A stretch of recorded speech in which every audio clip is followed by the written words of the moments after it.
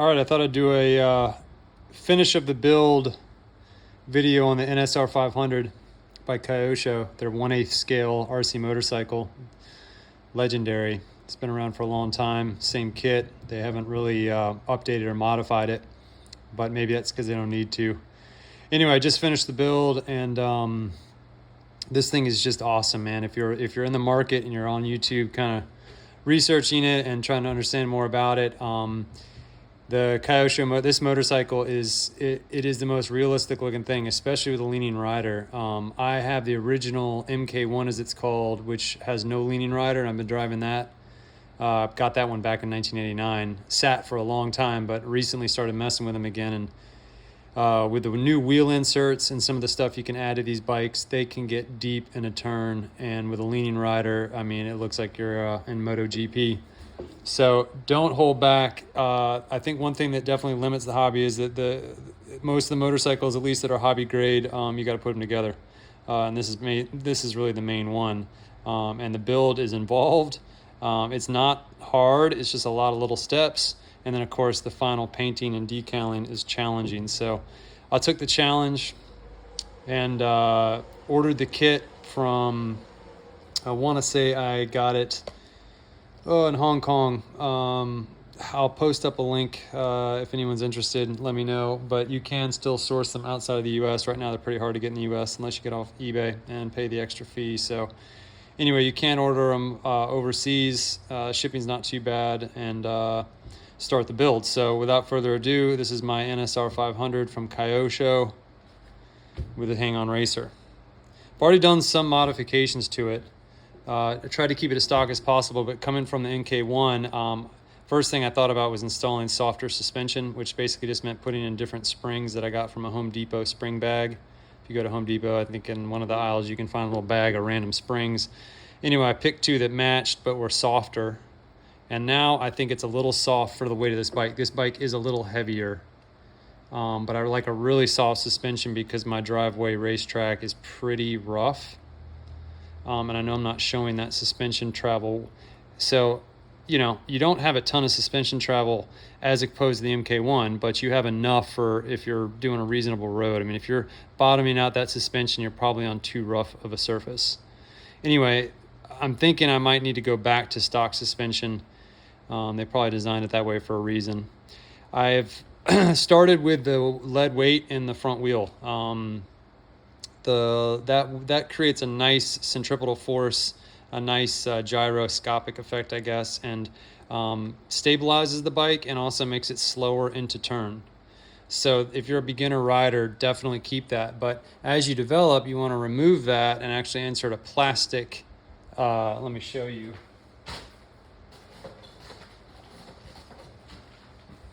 This is called a tire insert, and this is made by ZH Racing model. It's an O-ring narrow. Now this is actually for the rear tire, but the front tire is the same thing. It has a nice rubber gasket to make the bead and a little bit of soft. So when you're rolling straight, that makes your tire really, really round. So it's a nice smooth roll, okay? And then also, as you go into a turn, this insert's gonna help maintain the shape of the tire, and you're gonna get much better grip. Without the lead weight, you're also gonna turn in faster, and because the tire is now shaped like a V, it's gonna wanna get into that turn. These things are incredible once you get a good feel for the motorcycle, but definitely start with the lead weight.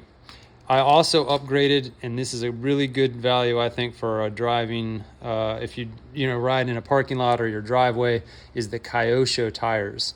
You don't have to glue them, and they fit the rim really well. ZH makes a really sticky racing tire, but I find that unless you glue the tire, it's loose on the rim enough that you get weird wobbles, it moves, it's not consistent. So I'd prefer not to glue the tires because I like to swap things out and test stuff. So I'm running the KYOSHO soft tire set on this right now. I do have a rear wheel insert because the kit doesn't come with anything, and the stock tire is firm enough that you're going to not need an insert.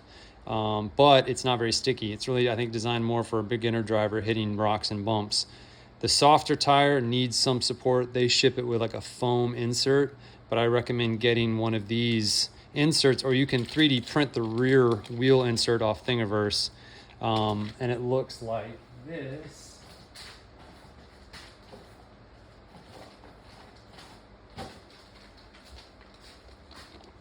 Looks like that, sorry.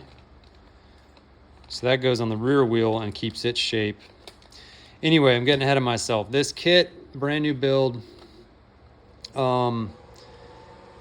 The decals are a joy to put on. They're stretchy, durable, so you can like stretch and pull into place to work your air bubbles out and get your placement just right.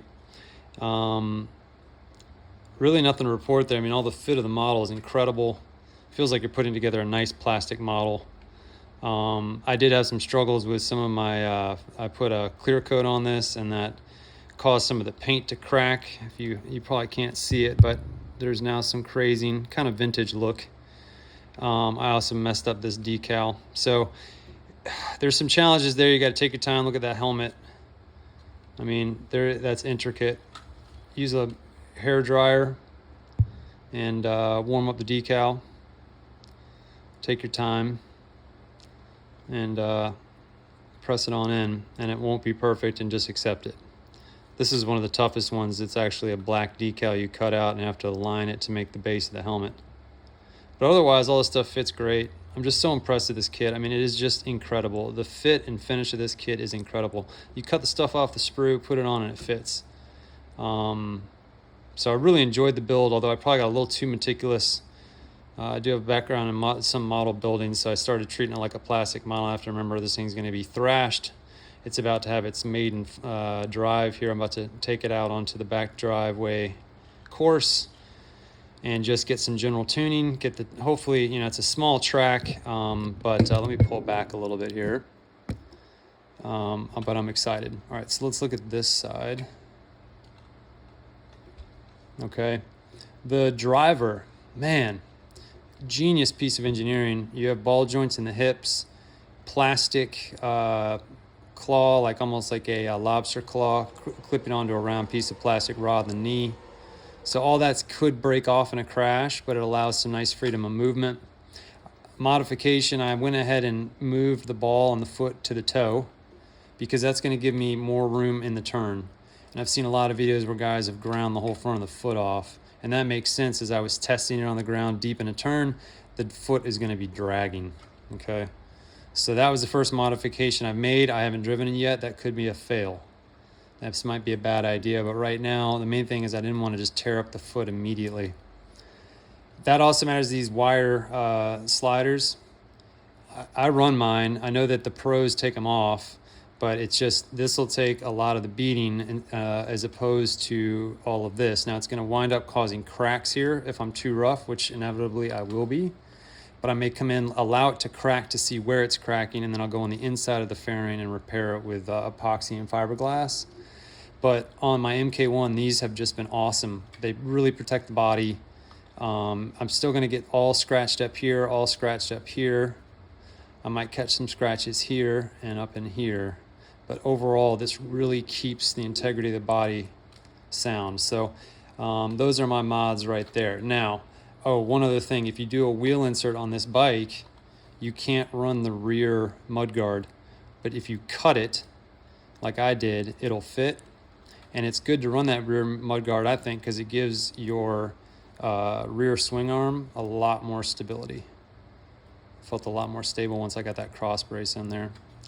I've got the bearing kit installed. You can get that, I think, off eBay, Mad Bearings or something like that. But it comes with just plastic bushings. The bottom battery tray, you just pinch here. In fact, this is a little bit looser and weirder than I'd like. It's kind of a pain in the butt, but it works well enough. And you can see I've got a metal upgraded transmission housing. And that's supposed to provide cooling, also a little bit more stiff to keep that gear mesh just right. Stock motor, brushed, 20 amp brushed ESC off of Amazon. Love that thing. It's got a nice on and off switch that I installed right here. Doesn't quite fit perfect, but fits well enough. I'm running the smallest pinion because I'm a small course. I just want good acceleration. Bearings front and rear. Really nice. They give you, over the MK1, a lot more cooling. The ESC is hanging right there. I also decided to install a little capacitor Let's see if we can zoom in on that. You can see that capacitor in there, possibly. There it is. Probably not necessary. I'm running a 900 milliamp pack, LiPo. That gives me, at least on the MK1, over 20 minutes of running. That's plenty. And then I've got some weights from an E-flite plane, front and rear. A little more weight towards the front. And again, I haven't driven this yet, but I'm setting up like my MK1, and I like that setup. It gives you some authority through the bumps, weights that suspension, weights that front wheel to get you a little more traction. And I think still flat dry goes just fine in terms of speed. Love this clip. Look at this thing, man. Real easy on and off. Let's pull back out again here. I guess that's actually not helping, is it? There we go. All right, what else to say? If you're wondering how this thing steers, again, it's a swing arm in the front that pitches the weight of the bike. And then, of course, the rider also is moving, which will also pitch the weight of the bike. And the art of it is anticipating the turn. It's just, these are a blast to drive if you're into RC cars, but they do take some time. Took a little time on the paint job. Tried to do a heat-treated exhaust. So all in all, this is just a fun build, man. I mean, if you're into modeling, you're going to feel like you're building a cool plastic model. The thing on the ground looks so scale. I cannot wait to drive this. I'm a little nervous. I put a lot of time and effort into it, and this is as clean as it'll ever be. It's going to be all scratched up and beat up soon, so that's a bummer, but that's the nature of the beast. I'm probably going to, when I install my front insert, it's going to really make the profile of the tire much taller and narrower, and it's going to have rub on this. So I'm probably going to have to drill a new hole right here and move this up. So I'll have a hole here and it will actually fit in that, and this will sit much higher, and I'll probably leave the bottom one undone because you gotta have a front fender, man. Can't be riding around without a front fender. This is Doohan. All right, the NSR, the championship model. Let's put it out on the track. I'm gonna try to film the maiden go here. And again, that's just to do some trimming, get a feel for it. Try to keep it easy. We're not going to go deep, although this is set up. Again, I pre-bent these so that when you're deep in the turn, I just laid it against the table and checked. I'm just going to be scratching the toe here and some of the bottom body work. But it should protect everything else. But this wheel combo, and if you're running stock wheels, man, you can't turn it much more than I would just keep the stock bend, because that's really as far over as you can trust that tire to hold. You don't want to end up low siding, or, especially in rough concrete, be very careful. This will catch rough concrete and flip the bike. You need to be on smooth asphalt. Really take your time with that, because it'll catch and no fun, break something. All right, here we go, fingers crossed.